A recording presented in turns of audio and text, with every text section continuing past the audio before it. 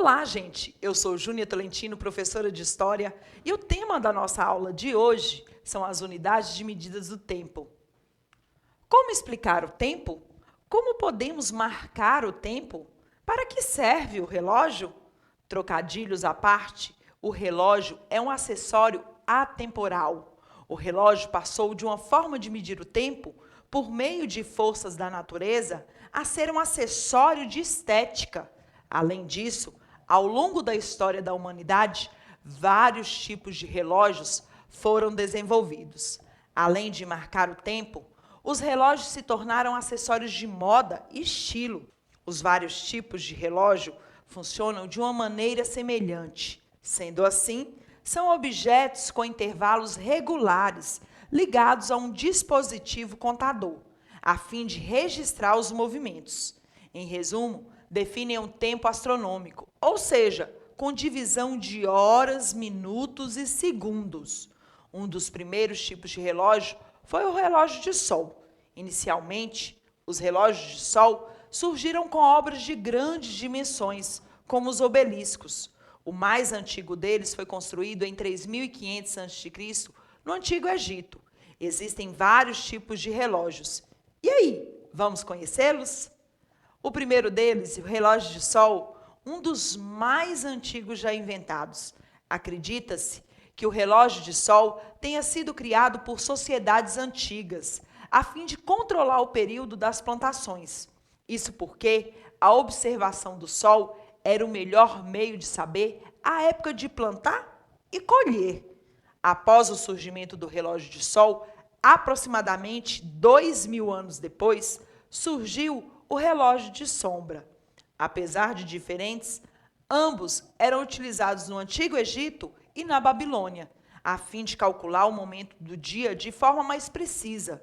De modo geral, o relógio de sol é composto por uma superfície achatada, conhecida como mostrador. Nesse mostrador estão as marcas que representam a passagem do tempo. Além disso, para marcar o tempo, um bastão é colocado junto a uma superfície achatada. Essa peça é chamada de gnomon e forma um ângulo com um mostrador. Sendo assim, quando o sol bate, faz uma sombra que muda de lugar ao passar do dia. E é engraçado notar que até os nossos avós tinham o hábito de utilizar esse relógio do sol. Olhavam o sol e via lá na terra e se guiavam. A clepsidra, que é o segundo relógio que nós vamos ver agora, ou relógio de água, apesar de parecer com ampulheta, este é um relógio de água, ou clepsidra. Junto com o relógio de sol, ele foi um dos primeiros tipos de relógios criados pelo ser humano. Segundo especialistas, a clepsidra já era usada por egípcios e babilônicos durante o século XVI a.C. No entanto, acredita-se que ele tenha sido criado na Judéia, no ano de 600 a.C. Em 725 a.C., um monge chinês chamado I Ching criou um tipo desse relógio de água. Sendo assim, o sistema funcionava por meio de baldes, colocados em níveis diferentes. Eram 60 baldes, que correspondia à quantidade de segundos para formar 1 minuto. A clepsidra funciona à medida em que a água no balde de cima cai no balde de baixo. Dessa maneira, o tempo que o líquido leva para descer de um nível para o outro é utilizado como padrão para medir o tempo. Agora nós vamos ver o terceiro modelo de relógio, a ampulheta ou relógio de areia. Assim como a clepsidra, utilizou-se a ampulheta no Egito e na Babilônia durante o século XVI a.C. De modo geral, esse objeto funcionava a partir de 2 cones de vidro, conectados e cheios de areia.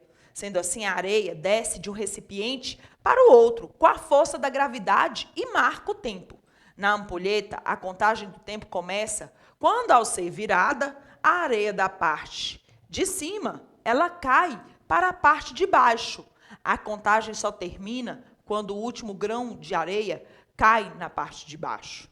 No entanto, esse tipo de relógio apenas determina um determinado período e não informa o horário exato do dia. Esse modelo de relógio só se popularizou no século XV. Além de ser usado por sociedades antigas, a ampulheta ainda é muito utilizada hoje. Ainda em navios, jogos de tabuleiros e nas igrejas também. E agora nós vamos ver os relógios mecânicos. Apesar de haver vários tipos de relógios, o primeiro deles a apresentar um sistema complexo foi o mecânico. Esse tipo de relógio tem um funcionamento que se baseia em um conjunto de rodas dentadas que formam uma engrenagem. Estas, por sua vez, giram por meio de um movimento de uma mola. Dessa maneira, o movimento é transmitido por meio de peças chamadas carretes, que controlam o movimento dos ponteiros e mostram a hora. Os relógios mecânicos possuem várias maneiras de marcar o horário, como, por exemplo, o pêndulo, o quartzo ou o cronômetro. Outro modelo de relógio é o famoso relógio de bolso. Aposto que você já viu uma cena de filme em que o personagem tira o relógio de bolso do casaco. Essa representação é tão comum porque esse tipo de relógio é bem antigo. Acredita-se que a criação se deu por volta do ano de 1500, em Nuremberg, na Alemanha. Por seu formato, chamou-se o objeto de ovo de Nuremberg. Seu funcionamento parecia-se com um relógio mecânico. Porém, o relógio de bolso movia-se a corda. Geralmente feito de ferro, o relógio de bolso permitiu a contagem de tempo durante experimentos científicos, por exemplo. Por isso, o objeto se tornou tão importante e considerou-se a sua invenção um grande marco. Além disso, esse relógio ele era um objeto considerado um acessório de luxo, restrito, muitas vezes, a membros da aristocracia. E agora, o relógio de pulso. Apesar de ser um dos tipos de relógios mais populares atualmente, a invenção do relógio de pulso não é recente. Isso porque sua criação data de 1814. Acredita-se que surgiu por meio do trabalho do relojoeiro Abraham Louis Breguet, que trabalhava para a princesa de Nápoles, irmã de Napoleão Bonaparte. No entanto, há outra teoria que afirma que os relógios de pulso foram criados também pelo brasileiro Santos Dumont. Ele certamente foi o responsável por tornar esse objeto tão popular entre os homens. Isso porque o adereço era de uso quase exclusivamente, até então, feminino. Já o relógio de pêndulo, inicialmente, a criação desse relógio está associada à descoberta de Galileu Galilei. O funcionamento desse objeto é por meio de movimento de um pêndulo e na regularidade das oscilações. Não é fácil manter a precisão de um relógio de pêndulo. Isso porque sua precisão depende da oscilação do pêndulo. Desse modo, é preciso utilizar um sistema de molas ou de energia para otimizar o objeto. E agora, o relógio de quartzo.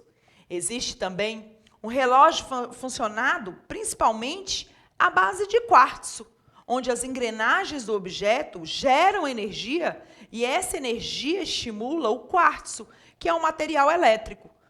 Deste modo, o quartzo vibra em uma frequência fixa, que move os ponteiros do relógio. Este funcionamento faz com que esse tipo de relógio seja de simples fabricação e, consequentemente, são mais baratos. Por isso, esses modelos foram muito populares no século XX. Além disso, ele passou a ser popular, principalmente a partir da década de 1930. E em 1967, novas pesquisas permitiram que também se utilizasse o átomo do césio. E agora, o relógio digital. Os relógios digitais se valem de meios eletrônicos para marcar as horas. Esses objetos utilizam baterias ou são conectados à energia elétrica. Neles, o horário surge em um visor.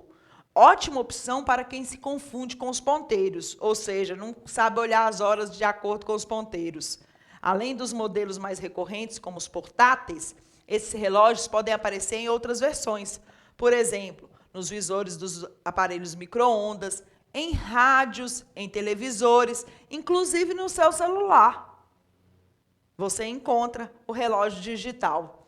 Já agora, o modelo atômico. Apesar de tantos tipos de relógios, ele é o mais preciso deles. E o mais recente. pois ele é feito com quartzo, que fornece uma fonte de energia alternada. Em resumo, ele foi criado a partir de 1954 e, por ser tão preciso, utiliza-o principalmente em experimentos científicos. E aí, aprendeu sobre os vários tipos de relógios? Agora, fica a dica.